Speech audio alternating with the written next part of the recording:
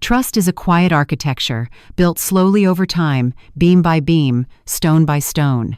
It is not forged in grand pronouncements or dramatic gestures, but in the silent, unassuming moments that weave two lives together.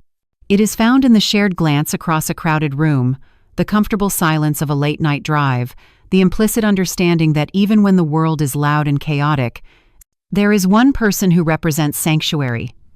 But like any structure, it is vulnerable. It can be compromised not by a single, catastrophic blow, but by the slow, insidious erosion of 1,000 tiny betrayals, 1,000 unspoken words, 1,000 moments of turning away instead of turning toward. This is a story about that architecture, about its meticulous construction and its devastating collapse. It is the story of a love that promised to be a fortress, and the discovery that its walls were made of glass. Our story begins in the heart of a city that never truly sleeps, a sprawling metropolis of steel and light where millions of stories unfold in parallel, most of them destined to remain unheard. In this urban expanse lived Asia Jones, a woman whose life was a testament to the power of reinvention.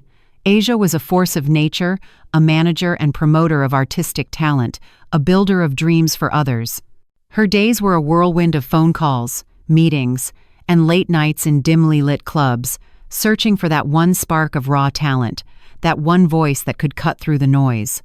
She possessed an innate ability to see the potential in people, to look past the rough edges and find the diamond within. This gift, however, was born from a deep understanding of what it meant to be broken. Not long before, Asia herself had been in a dark place, entangled in a relationship that had chipped away at her spirit, leaving her feeling small and voiceless. She had emerged from that shadow, not unscathed, but stronger, with a fierce determination to build a life on her own terms, a life filled with purpose and light. And then, David Beechwood walked into it. It was 2 years prior, on a night much like any other. Asia was scouting a nightclub, her professional gaze sweeping over the performers, when he took the stage. David was a comedian. But he was more than that. He was a conductor of laughter, a weaver of tales that could make a room full of strangers feel like old friends. He had a quick wit and a disarming smile that seemed to reach the very back of the auditorium.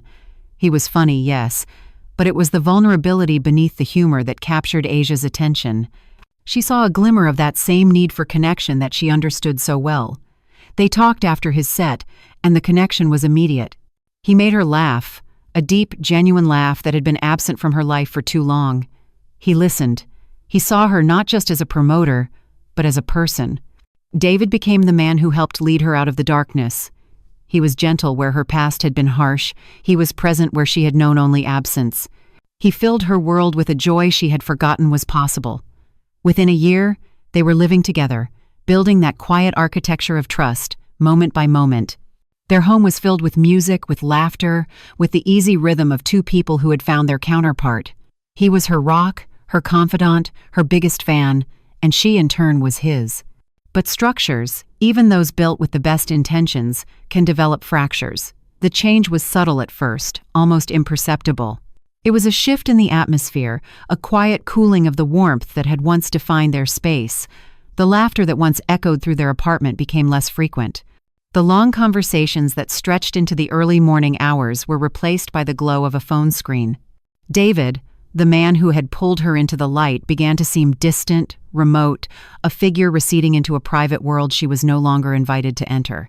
His work had always involved late nights, but now his schedule became erratic, filled with out-of-town shows that she would only hear about at the last minute.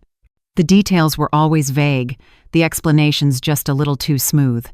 The physical intimacy between them, once a passionate and vital part of their connection, had dwindled to almost nothing. He would return from his shows, weary and detached, offering a perfunctory kiss before retreating to the couch, creating a chasm between them that grew wider with each passing day. Asia, with her keen intuition for people, could not ignore the signs. The unease began as a whisper in the back of her mind, a low hum of anxiety that soon grew into a deafening roar. Doubt is a poison, and it had begun to seep into the foundations of the life they had built. She remembered one night, visiting his club unannounced, hoping to surprise him. She saw him talking with a bartender, a young woman named Layla. There was nothing overtly improper in their conversation, but the proximity, the intensity of their focus on one another was a language Asia knew all too well. It was a closeness, a shared intimacy, that had vanished from her own interactions with David. The image stayed with her, a snapshot of exclusion. Then came the incident with the out-of-town show. He had told her about a gig in a neighboring city. Something about it felt wrong. The usual excitement was missing from his voice. When Asia, driven by a gnawing suspicion, decided to search for the event online, she found nothing. No listings, no promotions, no digital footprint whatsoever. When she confronted him, he was casual, dismissive. The show had been canceled at the last minute, he said. It was a plausible explanation, yet it felt hollow, another stone laid on the growing wall between them. The pain of this uncertainty became a constant weight on her heart. The man she loved, the man who had saved her, was now the source of her deepest anxiety. Was this all in her head? Was she allowing the shadows of her past to color her present? Or was her intuition, the very tool she relied on in her professional life, screaming a truth she was too afraid to face? To live in a state of unknowing is a unique form of torment. It is to be haunted not by a certainty, but by a possibility. Asia knew she could not continue this way. The lies, or even the possibility of lies, were chipping away at her, just as her previous relationship had. She had fought too hard to reclaim her strength, to let it be taken from her again by 1,000 unanswered questions. She needed proof. She needed to know the truth, no matter how painful it might be. Because only with the truth could she begin to heal, to rebuild, either with him on a new foundation of honesty, or without him, on the solid ground of her own self-worth. It was this desperate need for clarity, this final courageous act of self-preservation, that led her to make a phone call she never imagined she would have to make. She reached out to an organization that deals in the currency of secrets and operates in the shadows of suspicion. She reached out to cheaters. The moment the investigation began, a team of unseen eyes became a part of Asia and David's world. They were silent observers, their cameras functioning as objective witnesses to a life that was about to be laid bare. From the discreet vantage point of a surveillance vehicle parked down the street, they watched the home that Asia and David shared, a simple apartment that had once been a sanctuary of love and was now a potential crime scene of the heart. The first few days were quiet, a portrait of mundane domesticity. But the agents of cheaters are patient. They know that truth, when it is being hidden, often reveals itself not in the grand events, but in the small deviations from routine. And then, it happened. One afternoon, the front door opened, and David Beechwood emerged. He was dressed casually, a large backpack slung over his shoulders that seemed disproportionate to his frame, as if he were carrying more than just his belongings. He walked to his car with a purposefulness that seemed slightly rehearsed. The surveillance team fell in behind him, their vehicle melting into the city's afternoon traffic, a ghost in his rearview mirror. The destination was familiar, the comedy club, the place where David was king, the stage, his throne. He parked his car, his movements quick and efficient. Before stepping out, he affixed a mask to his face, a modern shield of anonymity that also served to hide his intentions. He slipped inside the club, disappearing into the place where he was most comfortable, the place where the applause could drown out any other sound. The team waited. The work of a private investigator is often a game of waiting, of watching doors and windows, knowing that every entrance is also a potential exit, and every exit, a new beginning to the story. Hours bled into one another under the patient gaze of the surveillance team. The city cycled through its rhythms of light and shadow, and the comedy club became the focal point of the investigation. It was more than just David's workplace, it was his stage, his kingdom. Inside, under the warm glow of the spotlights, he was a master of his craft. The investigators, through their long-range lenses and discreet audio equipment, observed him not just as a suspect, but as a performer. They noted the way he commanded the audience, the effortless charm that seemed to radiate from him, drawing people in. He had a gift for making people feel seen, for turning a shared human absurdity into a moment of collective joy, and as they watched, they began to understand the duality of the man. The David on stage was confident, charismatic, and in complete control. The David who left the club, however, seemed to carry a different energy, a quiet restlessness that was harder to define. The first significant event unfolded after a particularly successful set. The applause was thunderous, a wave of validation that seemed to energize him. He walked off stage, not to the solitude of the dressing room, but directly to the bar, a magnetic pull guiding his steps. And there she was, Layla Peters, the bartender Asia had seen before. From a distance, she was just another employee in a busy club, but through the focused lens of a camera, the narrative changed.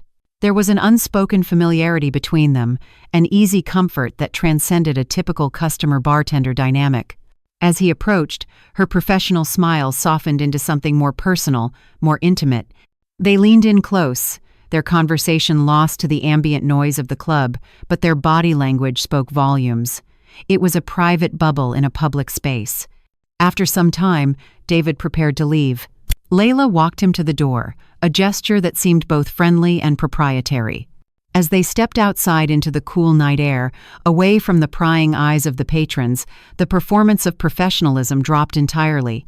She reached out and pulled him into a full, enveloping bear hug. It was not a casual embrace. It was long and lingering, a silent communication of affection and appreciation.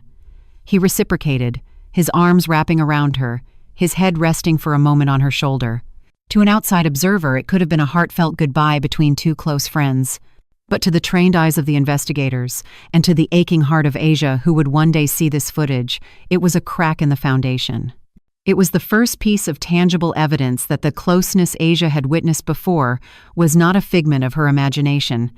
After the embrace, Layla returned to the club, her job for the night not yet over. David departed, driving off into the darkness, a man leaving one world to return to another, unaware that his every move was being documented, his secrets slowly being brought into the light. The surveillance continued, a silent, methodical gathering of facts. The investigators were building a timeline, a pattern of behavior. They documented his comings and goings, his phone calls taken in hushed tones in the parking lot, the small, seemingly insignificant moments that, when strung together, would form a chain of evidence. During this time, the team also delved deeper into the past, corroborating Asia's story about the canceled out-of-town show. Financial records and location data confirmed that on the night of the supposed gig, David had not been in another city. He had been in a hotel less than 20 miles from the apartment he shared with Asia. He had checked in alone but had a room service bill for two.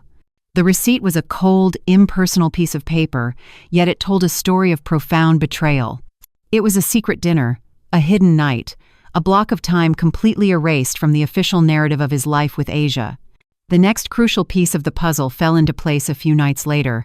The scene was the comedy club once more. It was a weeknight, less crowded, more intimate. David arrived early, well before his scheduled set time. He didn't go backstage to prepare. Instead, he went straight to the bar. Layla was there, polishing glasses, her movements fluid and practiced.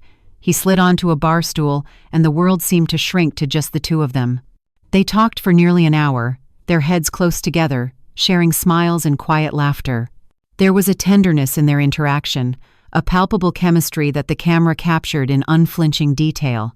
It was the kind of effortless connection Asia remembered from the beginning of her own relationship with him, a painful echo of what she had lost.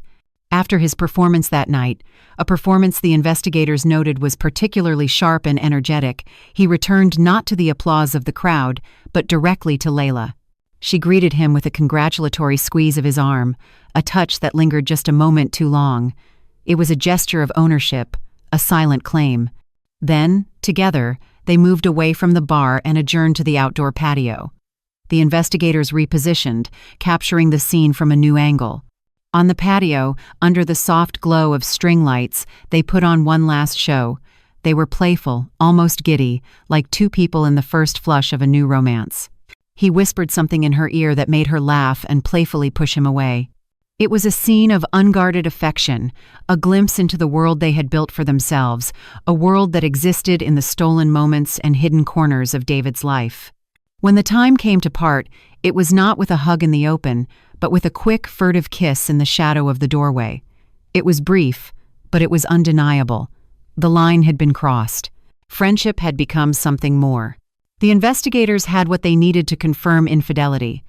But the full scope of the deception was yet to be revealed. The story was far from over. The real question was not if he was cheating, but how deep the betrayal ran. And that answer would come in the form of a late-night rendezvous, a darkened car, and a final, shattering confirmation that would change Asia's life forever. The culmination of the field surveillance occurred on a cool, clear evening the following week. It began not at the comedy club, but outside the apartment building where Asia and David lived.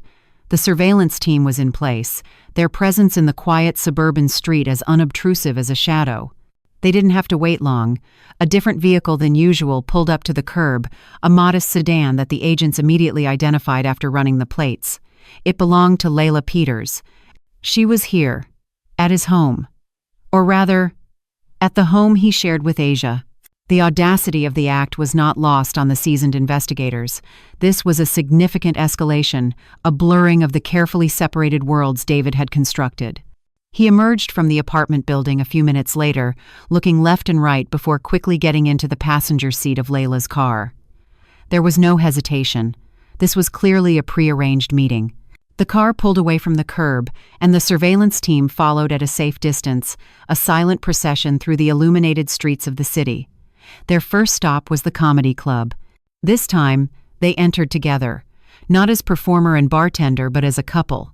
They walked side by side, their hands brushing against each other, a subtle but constant contact. Inside, they maintained a degree of discretion, but the undercurrent of intimacy was undeniable. After David's set, which was met with the usual enthusiasm from the crowd, there was no lingering. They left as quickly as they had arrived, moving with a shared sense of purpose. They got back into Layla's car, but they didn't head back towards David's apartment or in the direction of Layla's known address. They drove away from the city lights, toward the more industrial, less populated outskirts of town. This was the part of the investigation that always felt the most somber. The team followed the sedan as it turned off the main road and navigated a series of darker, quieter streets, finally coming to a stop in a secluded, poorly lit area. It was an isolated spot, shielded by a small grove of trees and the hulking shadows of dormant warehouses, a place chosen for its anonymity, a place designed for secrets. The engine cut out, and the car was plunged into near darkness, visible only through the grainy, ethereal glow of the night vision camera. For a few moments, there was no movement. Then, the two figures inside began to stir. They disappeared from the front seats, and a moment later, a subtle rocking motion began in the back of the car. The windows were fogged, obscuring a clear view, but the context was unambiguous. There, in the back seat of his lover's car, in a desolate corner of the city, David Beechwood was giving his final, most damning performance. The investigators filmed in silence. There was no commentary, no judgment, just the quiet hum of the recording equipment, capturing a moment of profound betrayal. They were documenting the complete dismantling of the architecture of trust that Asia believed she had. This was not a flirtatious hug or a stolen kiss. This was a calculated act of deception, a physical and emotional betrayal of the highest order.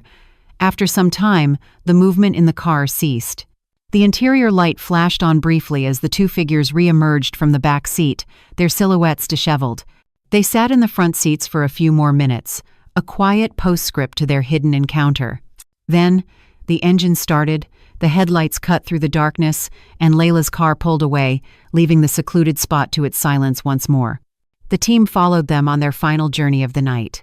Layla drove David back to the street corner near his apartment, dropping him off like a teenager after a clandestine date. He got out, looked around once more, and walked back to the front door of the home he shared with Asia, ready to step back into his role as a loving partner, carrying the secrets of the night with him. With this final, irrefutable piece of evidence, the surveillance phase of the operation was complete. The agents had documented a story of profound duplicity. The next step was to present this story to its unsuspecting protagonist. The time had come to show Asia Jones the truth. Her world was about to be irrevocably fractured. The transition from observer to participant is a delicate and often emotionally charged moment in any investigation. For the team at Cheaters, this was the pivotal juncture where the cold, hard facts they had gathered would be infused with the raw, unpredictable power of human emotion. The process began with a phone call. Peter Pankey, the host and lead field agent, made the call to Asia. His voice was calm and steady, a practiced tone of empathy mixed with directness. He didn't reveal the details over the phone, but simply stated that the surveillance had yielded significant results and that it was time for them to meet. Asia's voice on the other end was a mixture of dread and resolve.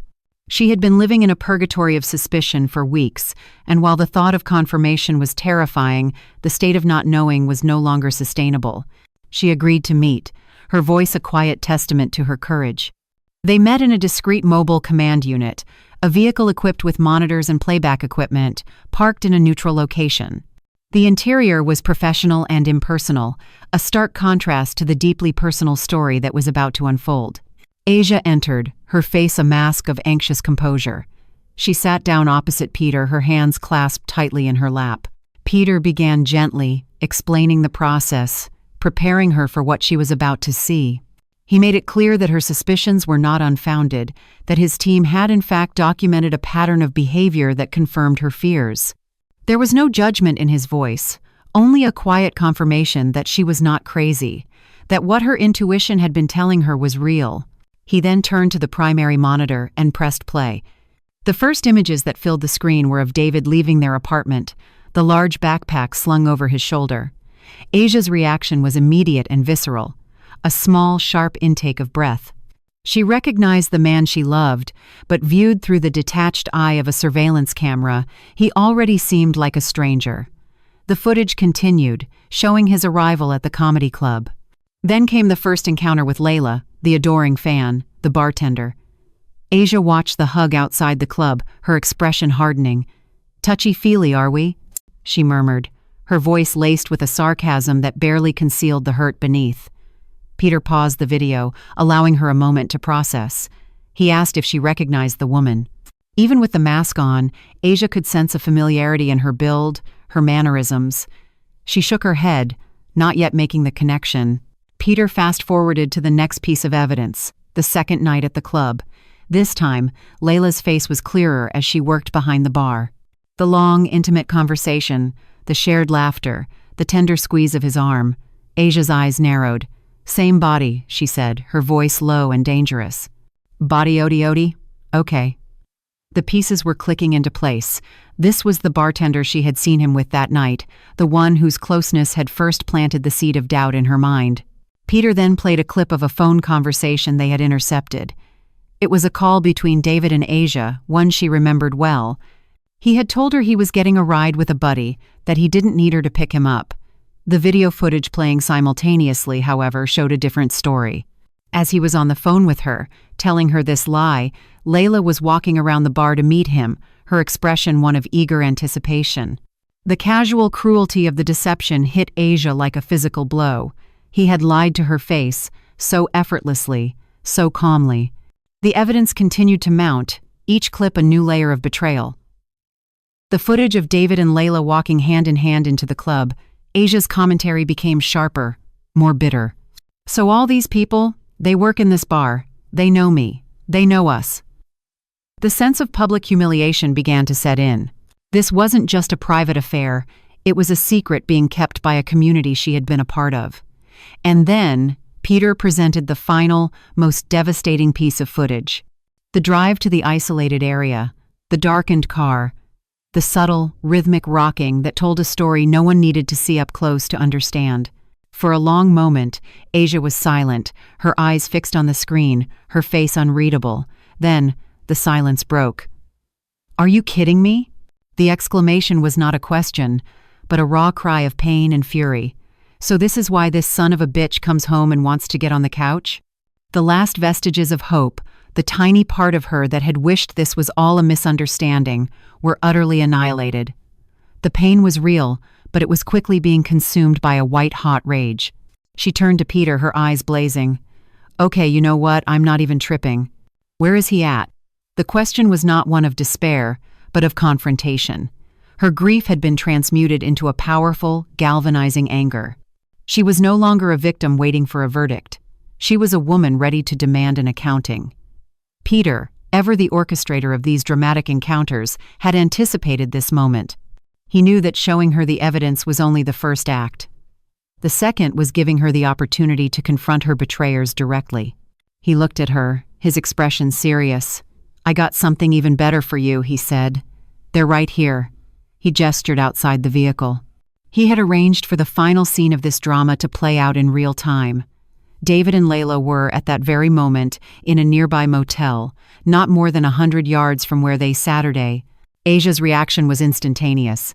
The hunt was on. "Oh, now we need you to wait," Peter cautioned, but it was too late.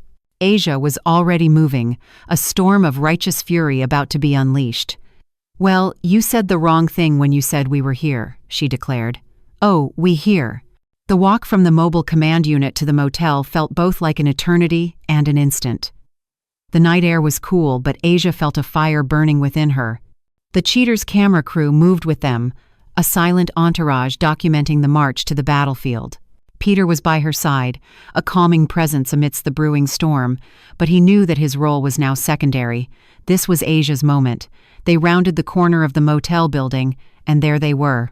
David and Layla, standing outside their room, caught in the sudden harsh glare of the television lights. The surprise on their faces was absolute. David's easygoing comedian's facade crumbled in an instant, replaced by a look of pure, unadulterated panic. Layla's expression was one of defiant shock, her eyes darting between David, the cameras, and the approaching figure of Asia. "Hey Zach, what's up, man?" Peter said, his voice cutting through the stunned silence. David, whose full name was David Zach Beechwood, could only stammer, "What the... is this?" The confrontation had begun. Asia didn't waste a moment.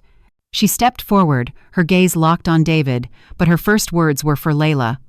"Who the hell are you?" she demanded. Before anyone could answer, Layla, with a staggering display of audacity, stepped in front of David as if to protect him. "I'm his sugar baby," she announced, a smirk playing on her lips. "I just want the money." The statement was so brazen, so devoid of remorse, that it momentarily stunned everyone. It was a declaration of war, a calculated move to strip the situation of any emotional depth and reduce it to a mere transaction. It was also a lie, a flimsy shield to hide behind, but in the heat of the moment, it was gasoline on an open flame. The scene descended into chaos. Asia's rage, which had been a focused beam, exploded into a supernova. Curses and accusations flew through the air, a cacophony of betrayal and fury. Asia lunged forward, but the security team intervened, keeping the two women physically separated. "You can have this motherfucker," Asia screamed, her voice raw with pain. David, caught between the two women, was a picture of pathetic indecision. He tried to deny everything, muttering, "No, man, I don't know what this is all about," but his words were drowned out by the escalating conflict. Layla, for her part, seemed to revel in the chaos.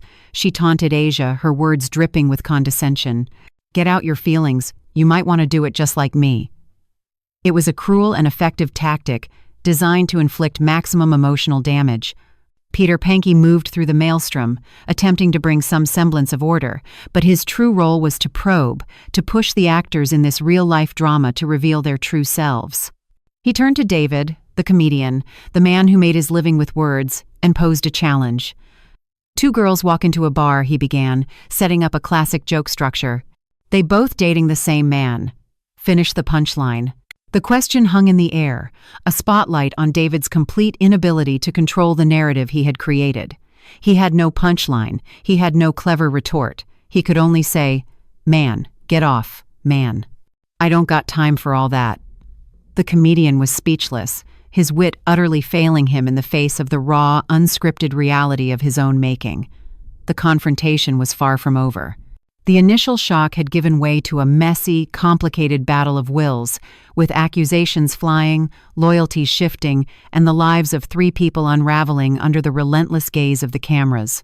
The truth was out, but the consequences were just beginning to unfold in a chaotic symphony of heartbreak and rage. The chaotic energy of the initial confrontation did not subside, it merely shifted, morphing into a series of smaller, more personal skirmishes. David, having failed to produce a witty escape, resorted to the most basic of tactics, flight. He tried to walk away, to simply remove himself from the equation, as if his physical absence could erase his culpability.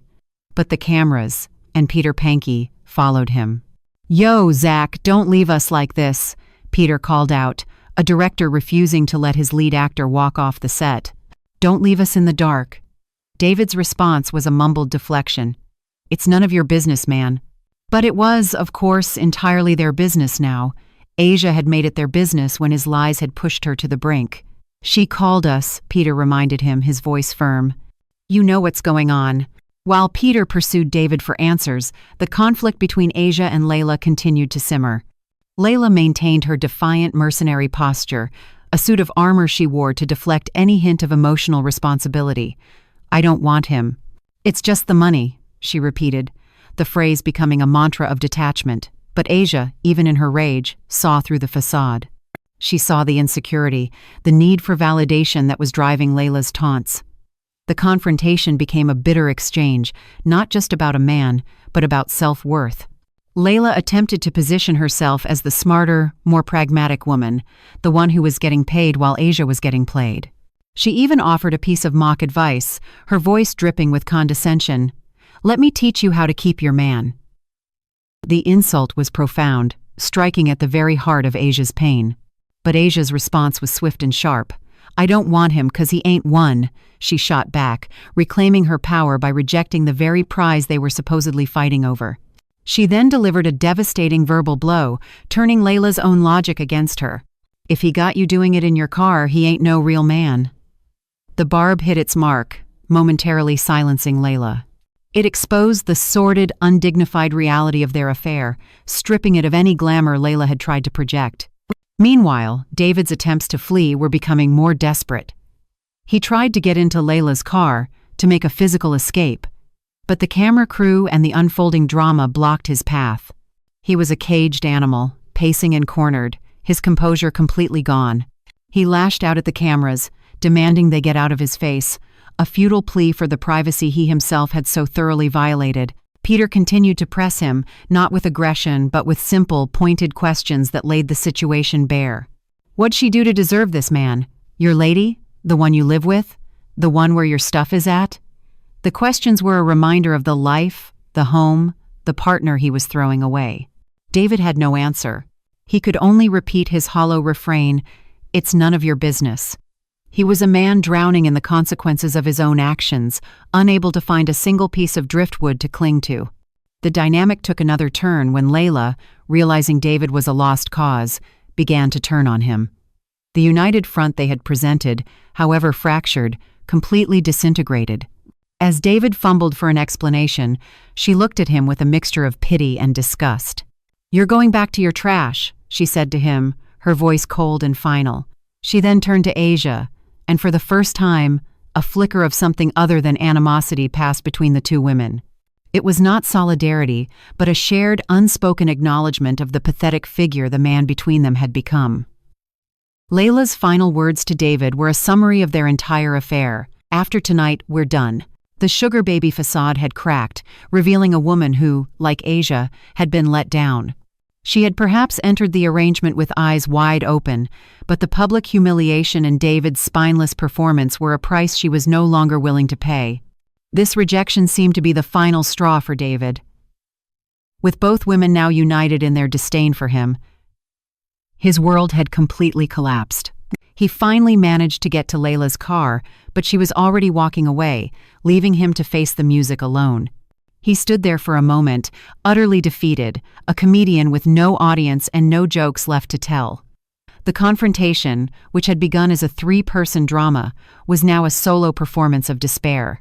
Peter seized the opportunity for one last attempt at getting a real answer. He approached David, his tone now softer, more direct. "Listen, I'm working with you. I get it. If this is what you want to be with, that's fine. I'm just doing my job." "Why is he running?" he asked, turning rhetorically to Asia.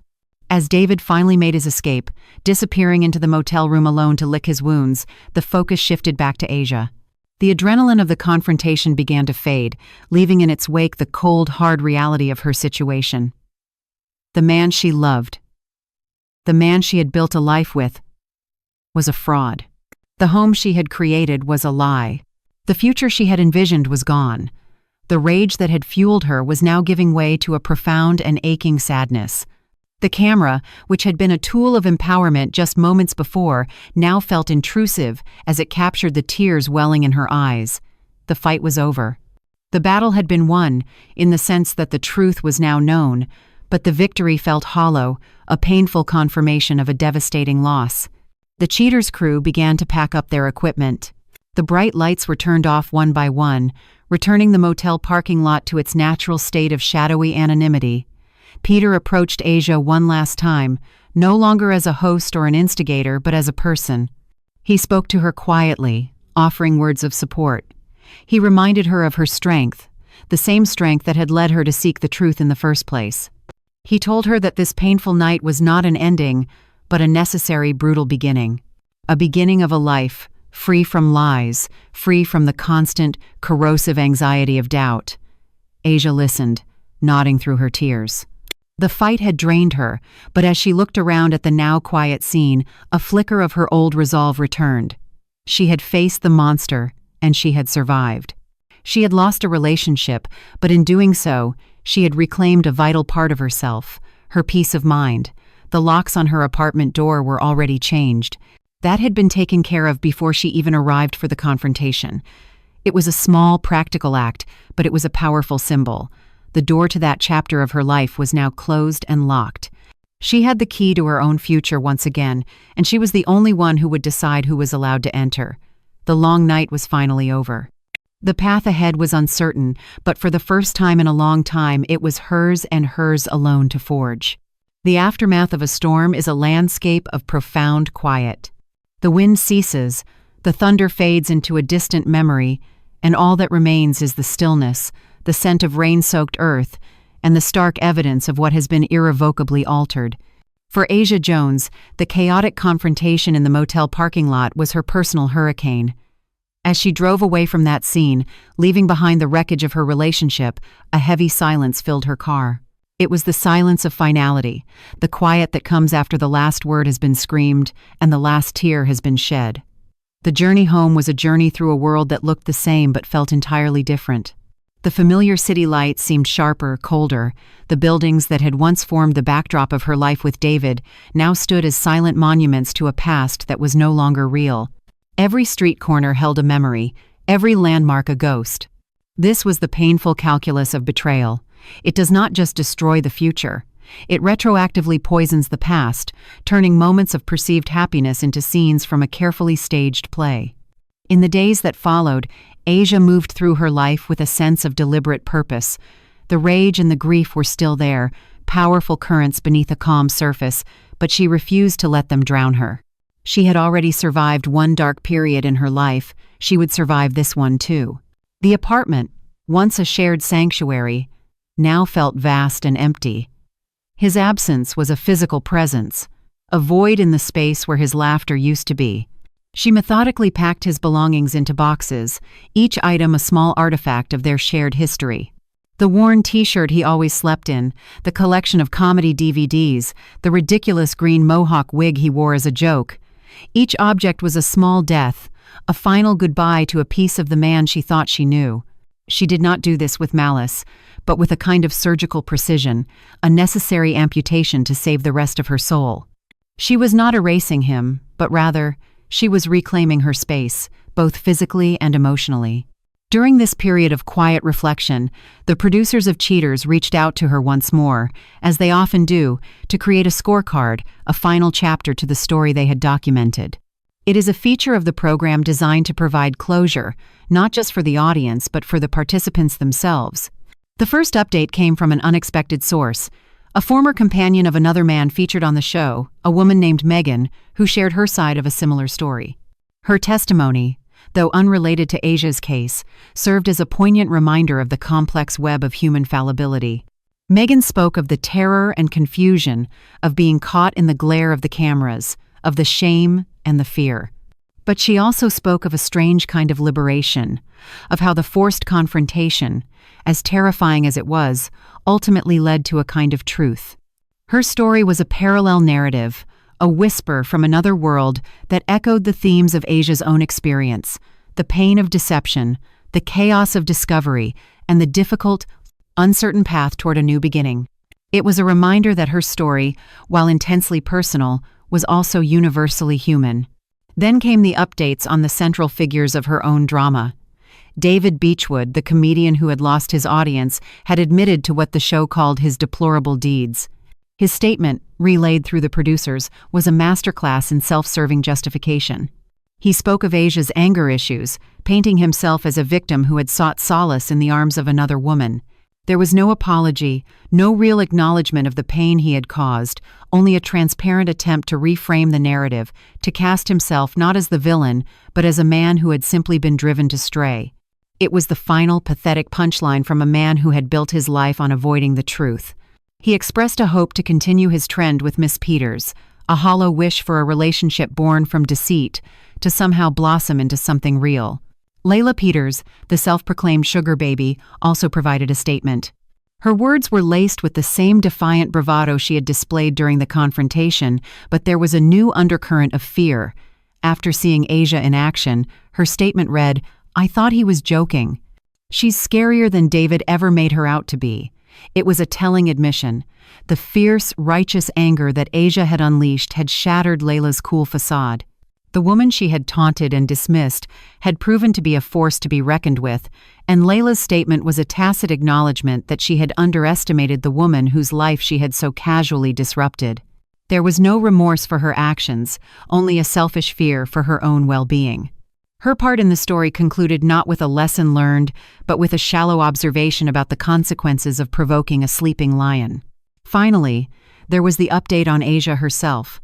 The narrator's voice, which had guided the audience through the investigation and the confrontation, now delivered the final, most important part of the resolution. Getting the proof she needs to call it quits, Asia Jones moves on.